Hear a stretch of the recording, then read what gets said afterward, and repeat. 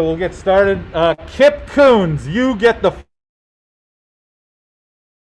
Just want to make sure I'm awake. Always trying to help you, Kip. Good morning, Roy.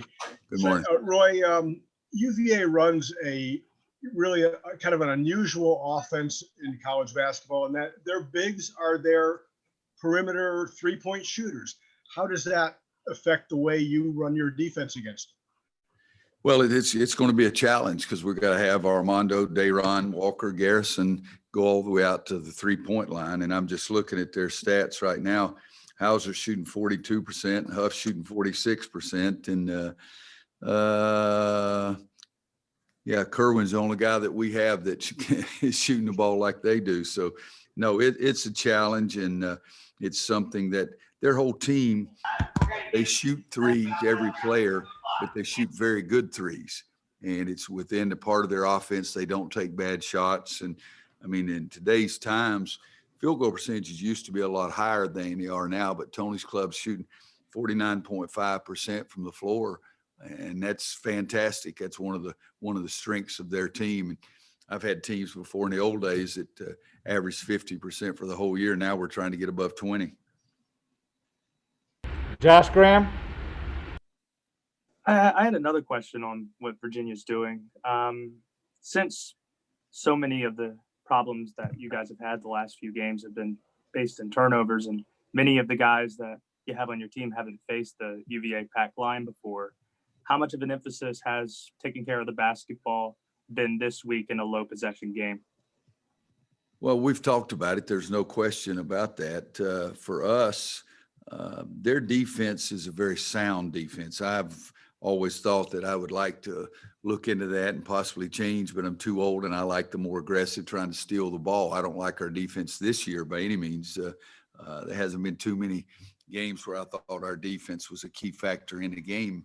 And we have had teams like that in the past that I thought our defense was a key factor, but they're fantastic defensively. Every possession is more important because there's going to be fewer possessions during the game. But every possession is more important on both ends, not just the offense or defense, but on both ends. You've got to be able to guard and not have a breakdown, because if they score just because one of your breakdowns, that's silly. And at the same time, you don't want to take bad shots and turn the ball over. And for a lot of our seasons so far this year, that's been the description of our offense, is turnovers and bad shots. But we're getting a little bit better. This is the biggest challenge that we'll have all year long. There's no question. Thank you. I'm sorry, Josh. C.L. Brown. Roy, how difficult or trying has this week been, given how it started with the postponement of and was postponed? Well, it was. I'm just trying to think. I can't ever remember anything that frustrated me like this. I've never had a game postponed like that. So it was not my favorite moment. I can tell you that. It's from midnight Saturday night when I stopped thinking about our game against Duke and started focusing on Miami. From that time until the last 24 hours or so was something I did not enjoy, did not like. Don't ever want to go through it again. But you got to move on, and that's what we're trying to do, is move on, put it behind us. Ross Martin. Yeah, Coach, I kind of want to build on that. You said they were going to pay a very significant price. What was the conditioning like this week for some of the players? Is there anything you can tell us about what they went through? No, because it's we said we would handle it internally, and that's what we've done. It came out, and this will be the only statement. So if every one of you, I'm seeing 15 faces up there, if you want to ask another question about what happened this weekend, just forget it, because I'm not answering anything after this. But it was not at a fraternity house. It was not on Franklin Street. It was within our group of players and managers, and very few other people got involved. And it's something, and I don't think Jeff Lebo would mind me saying this. I told Jeff Lebo that our team did the same thing he did 100 times, but there was nobody putting it on video. I was upset about it. I'm still upset about it. But let's not make it out like we charged the Capitol building or anything like that. That's not what it was. It was not a freestanding party at some fraternity house or in the middle of Franklin Street. And I've handled it what I think is very appropriately. And like I say, if anybody wants to talk about anything else regarding that, then just say so, and we'll all go eat a sausage biscuit or something like that, because we've made like some of the things that happened, to say the least, but also didn't like some of the things that what our kids were portrayed as. Mike Barber from Richmond. Yeah, Roy, when you look at Sam Hauser for them and the matchup he creates, what do you see and what makes him tough to defend? Well, and I think, Mike, it's probably the most difficult matchup for us. You've already identified there. I watched their Georgia Tech game, and they had Jose Alvarado guarding. He guarded him both times that they played. Normally, I would say we're just going to put Leaky on him or something like that, but those two big guys do create tremendous matchup problems for them. And if you look at it, guys, and I'm looking at it right now, they do have 4 guys averaging in double figures, and some of those other guys have gotten healthy and have come along. And we do have to focus on Sam. He's their leading scorer. He's shooting 52% from the floor. The second leading scorer is Jay, and he's shooting 63%. So those are big time matchups for us, and they both cause problems. And our bigger guys have really got to understand they've got to get out on the floor and play defense. Greg Barnes. Hey, Roy, you've expressed an interest in playing as many games as you can. Now that there's been 2 that have been postponed, that have not been rescheduled.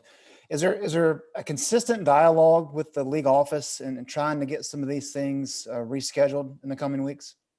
I'm not involved in those, but I think that Clint Gwaltney and Bubba are having those conversations, and we really want to try to reschedule those games. I mean, guys, we're sitting here right now, and it's what the crap is today, February 12th. February 12th, we played 6 home games. You look at everybody's schedule around the country, there's not many teams, if any, that has only played 6 home games. And so we'd like, we've, quote, lost, at least been postponed. They haven't been canceled yet, but we've lost 2 home games. So right now we're going to play 10 road games in the league and 8 home games. That's not very good. So yeah, we're trying to do everything we can to try to have some of these games rescheduled. Thanks. Andrew Jones. Hey, Coach, you just mentioned Jay Huff a minute ago. How unique a player is he, and what is the primary challenge that he presents? Is it on the defensive end or is it on the offensive end? Andrew, I think it's a little bit of both. I mean, you watched their Georgia Tech game, and that was a big-time block right at the end of the first half against Moses. I mean, yeah. Moses is pretty effective offensive player, but he is a guy that he has 40 blocks, and so he's very selective. But also to step out there and be able to shoot that ball, these numbers are so small, 46% from three-point line. So he causes us problems on both ends of the floor. And as I said earlier, we've got to get out and guard him. But the other thing is we've got to try to do everything we can to be very strong with our moves inside and hopefully get Jay in foul trouble. Thank you. Coach, with no preseason, a little slower start for the freshmen to get rolling this season. Out of their production and their confidence as of late, do you think they're where they should be now at this point in the season? No, because I always think you can do better. We've had some freshmen that were outstanding and just kept getting better and better and better. And these guys have been a little slower getting into it. Dayron had some big time games earlier than Caleb or RJ or Walker or Kerwin, for example. But I do believe it's time now to go ahead and be a basketball player. Today is practice number 71, and that's not even including the workouts this summer when we were here.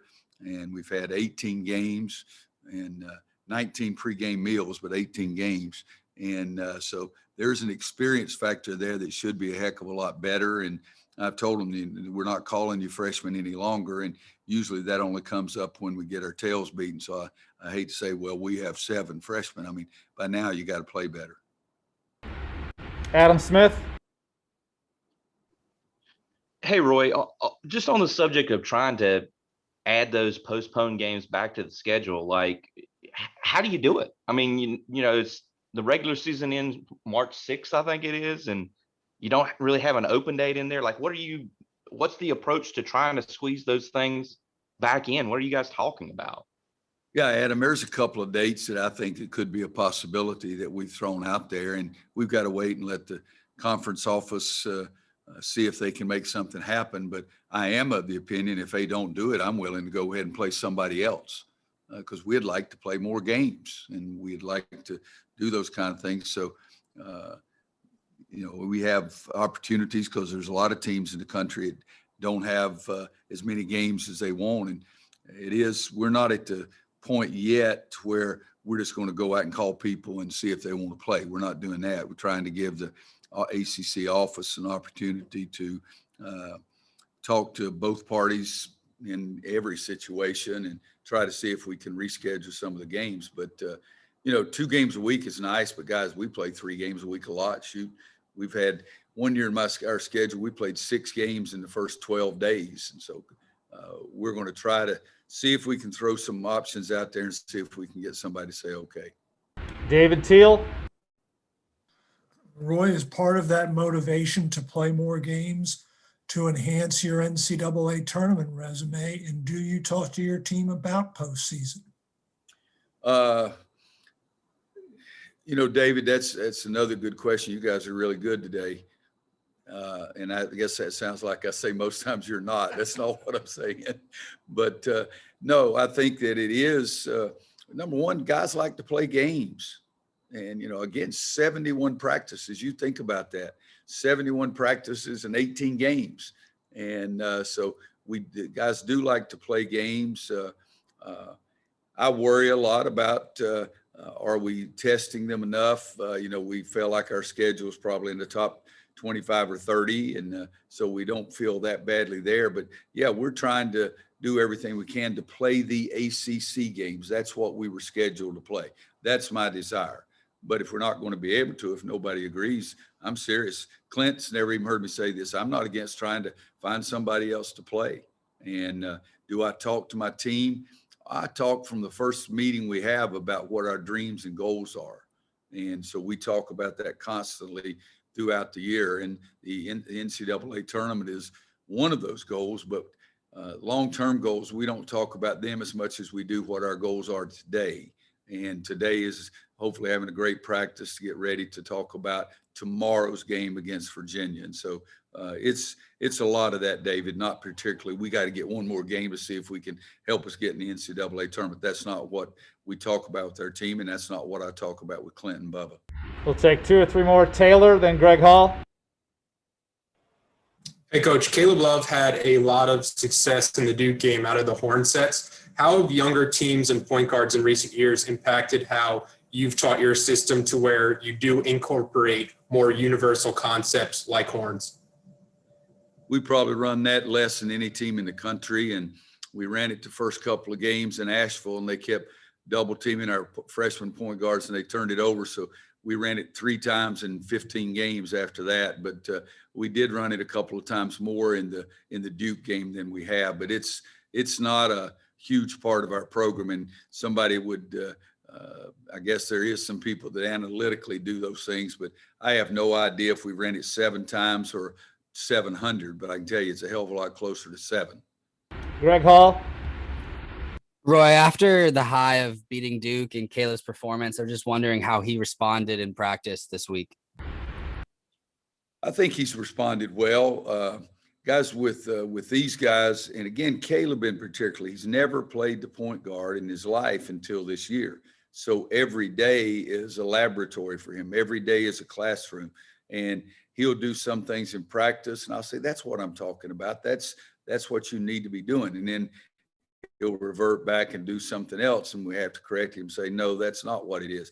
So it's an ongoing, it's not an experiment. Experiment's something that you do. You don't know if it's going to work or not. This is going to work. And so, but it's just teaching and doing it every single day and trying to give him as many opportunities to make decisions and make decisions early. Because I think, you know, those flying through the air, one-handed, one knee up kind of shots, Those are the things we need to get rid of, and being more of a facilitator and still scoring. But this, again, is a kid who has never played the point guard until this year. And I think that he's continued to get better and better, and we expect a heck of a lot more improvement out of him. Last question, Mike Barber again. Yeah, Roy, two quick logistical things. We're getting socked with snow pretty well here. What is the travel plans for the team? And then can you tell me, I know you said internal discipline, will you be full personnel for the game Saturday here in Charlottesville? We will be full personnel. That was the easiest one to answer, unless somebody gets an earache today or something like that. But I just visited this morning. We've had some conversations. Let's check with the bus. We're busing up. Let's about the weather, and we're supposed to leave as soon as we practice and eat this afternoon. And I'm leaving it up to them. Mike, I think it's something that I have had conversations this morning about what we need to do, but we're going to leave it up to them to make those decisions. Thanks, everybody. We'll